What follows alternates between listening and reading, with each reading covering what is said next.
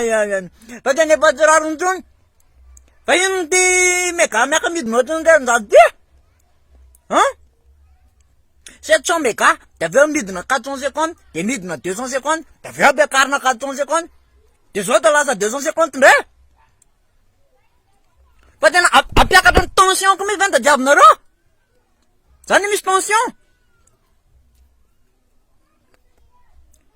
Aza mifanao an'izany mihitsy tsika. Haiko ane nareo io e. Haiko tsara nareo io. Ay, oka aloha. Zafady e, tapaka le izy teo valany le mega. So hoe anga dimanjato efa tsy ampanaovana vidéo tsony. Tsisy tsy melimelina daholo zao olona rehetrarehetra zao fa lasa midina be le mega. Aiza vera ngako dimanjato efa tsy dimanjato efa tsy ampy jerena vidéo tsony e. Efa tsy ampy tsony. Fa efa hitanareo aveo hoe mahantra le olona de niana baka le tia paoziny misy tena tadiavinareo.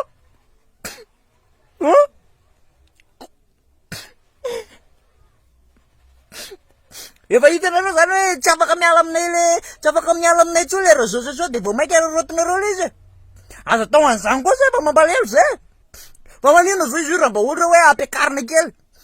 Ohatra hoe 10,000 AR mahazo 2 giga miaraka amin'ny appel. Na hoe 5,000 AR mahazo 5 giga miaraka amin'ny appel. Fa aza rotina ohatry zany le olona. Tsika iny andalam-pandrosoana fa tsy andalam-piamorana e. Aza tao an'izany fa mampalahelo le olona ranga. Zay de mba eno ty fa sao de lany ndray ty mega ty.